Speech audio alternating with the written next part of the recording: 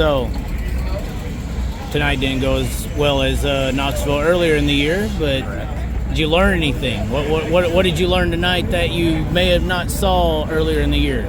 Well, we qualified bad the first night of the Outlaw Show, and figured out to not do that, and then did it again tonight. So, yeah, just can't not qualify at these places. Just keep figuring that out. We just keep doing it. So, yeah, I struggle, and I struggle if our race car's not really close on these half miles, and I don't have enough laps to really know how to carry it that well. So.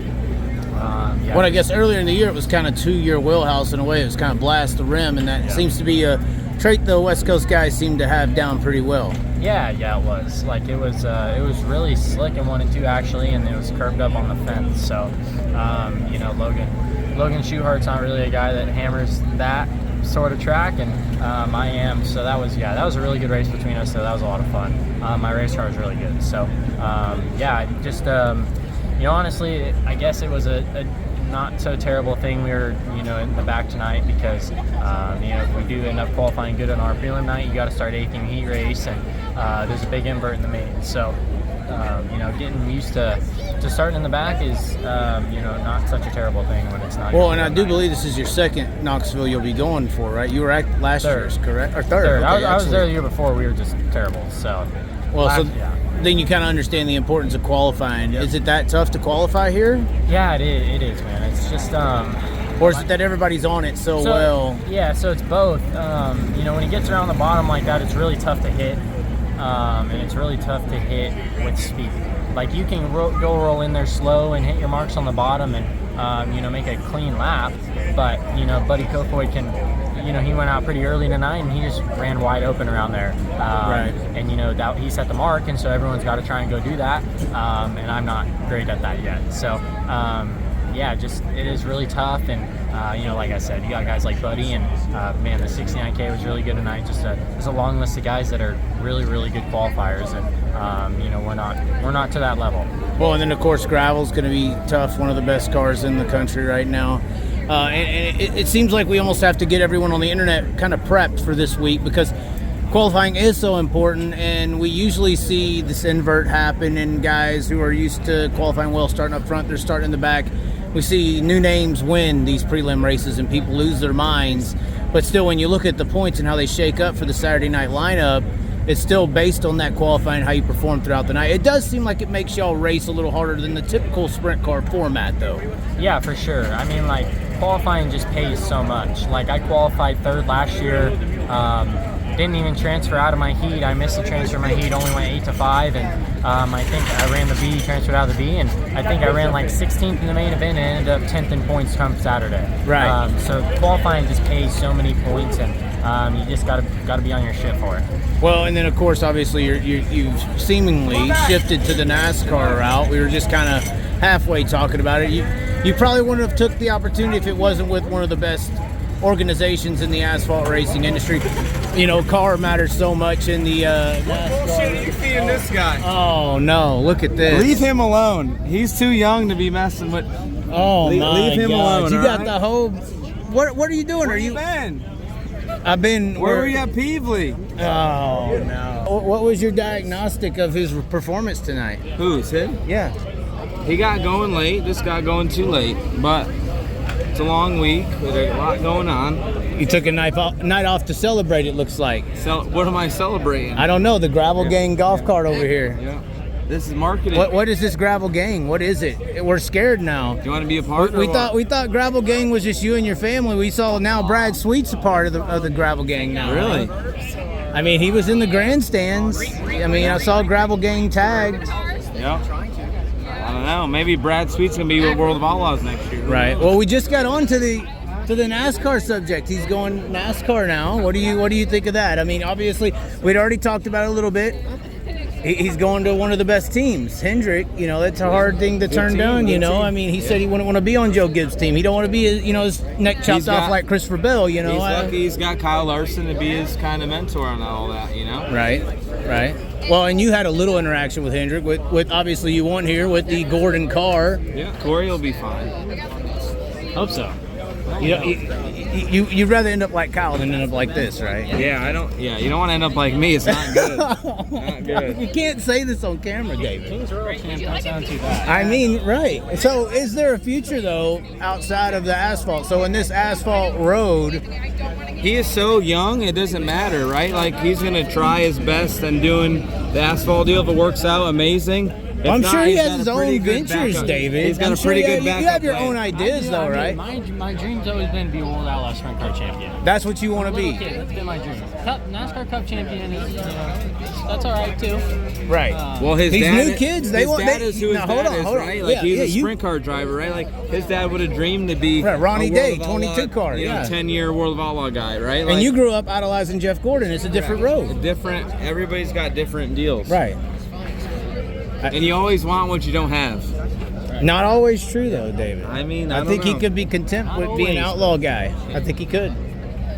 He could. You want to be Jeff Gordon, though. Everybody wouldn't mind. You being wanted Jeff to- Gordon. Everybody wants to be Jeff Gordon. Are you sure about this? Yeah, I mean, You would be Jeff Gordon? I could. I think any driver would be okay with that. You're sure? I'm almost. Well, has it Kyle set the new bar, though?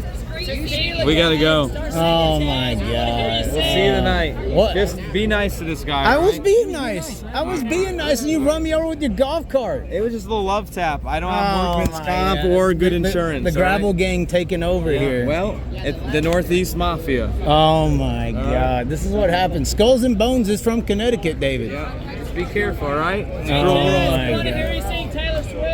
Hey, I'm good at that, right? You were jealous, bro. You were jealous. Anyways, back to reality. So you are going to do the NASCAR deal. Start my path. And what is the path? Has there been anything laid out? It's classified. But do they have plans for you? I got plans. but it's And they are classified. long term. Classified. What do you mean classified? Classified. Are you going to be running the dirt stuff still, though? Of course. I wouldn't say yes to any of this if I couldn't run the dirt still. For all you sprint car fans, I will always race sprint cars. And it's funny. I made a video yesterday talking about how when Kyle was coming up, Donnie Schatz was really hitting his stride, and we kind of lost Kyle to go into the Outlaw Tour to challenge Donnie. Yep. Just how he's starting to hit his stride, and you potentially could be a guy coming up, young gun, Right. to challenge him. So you're saying that still will be, at least on a per race basis. Obviously, are you going to be able to run sprint cars full time? On a series basis. Tell you that. Probably not a full-time series, no. It'll be Kyle-esque. Yes, for sure. But there will, I don't doubt I'll still be able to get 30-odd sprint car races in a year if not more. And if sprint car racing continues on its upslope, is there a potential to eject and just go sprint car racing? If the pavement path is at a downward slope, a hard downward slope, that's a possibility. But fortunately, even if my pavement path is on a very slow upward slope, it would still be too good of a deal to leave. Really. So the profiteering in the sprint car world is not even close to the profiteering as a signed Hendrick driver, for instance. Unfortunately, it is not. Okay. It's not, but that's okay because I think I'm with the best people that I can be with for my upbringing and transitioning over to that. Okay, so this West Coast swing, is it going to be one of the toughest sprint car versus national scenes that we've seen? Because y'all really got hurt a lot. You lost your spring swing with the Outlaws. Now you got a month and a half. Obviously, you're going to be on the high limit tour, but seems like this month and a half of West Coast 410 racing is huge for the scene over there. Yeah, it is. I mean, Justin Sanders has been having a great year. Golovic when he races has been good. Dominic's had a little bit of a slow year, but I don't doubt that he'll come out swinging for all these races. And Dominic Gordon's coming for the next young up and comer. Right. He's been kicking ass out there. So yeah, I think there's gonna be a lot of guys that are really really good out there. And I don't really want to sound cocky, but I think I got a good shot at sweeping. I was about to say, do you think you're going to handle them, or? I'm hoping so. I think I got confidence in myself and my team for that. So, Is the cartel on or against you? For or I against? think the cartel's for. Right, you never know. I don't know until I show up there. You don't know. Don't know. You don't know. But Okay. either way, I didn't know until I got ran over by a golf cart. So Fair enough. Yeah. Either way, I'm excited to race at home. Okay. Definitely miss Tulare, miss Hanford, miss Chico. Pumped to get back to Skagit. Pumped to get to Douglas County for sure. So yeah, I'm excited. Before I got run over, I did want to ask serious questions. How was that asphalt car? Because those ARCA cars are a little aged. They're not like the next gens we see. They're more so like an Xfinity car, sort of a car you got to drive. Did you feel that out there? Did you feel that sensation that?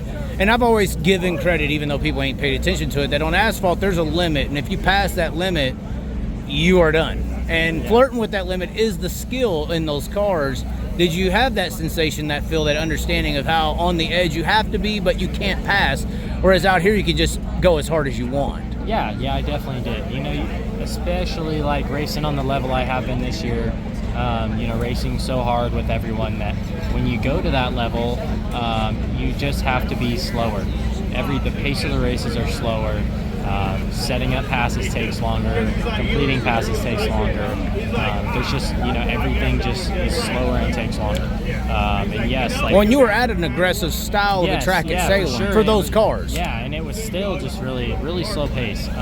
Those cars, like you said, they're older. They have, a lot of skew in them, which means, they're a little more finesse. Yeah, they're kind of built sideways, right, in an instant. So, you go down the straightaway turning right, and the thing rolls into the corner and leads with the right rear because it's, it's built that way. A lot of trail braking out here, so. Yeah, that's how those cars were built. So it was a lot of fun. I had a lot of fun doing it. It didn't end well, of course, but yeah. You were running well, though. And then obviously Bristol's going to attune to your more so bury it in the corner style.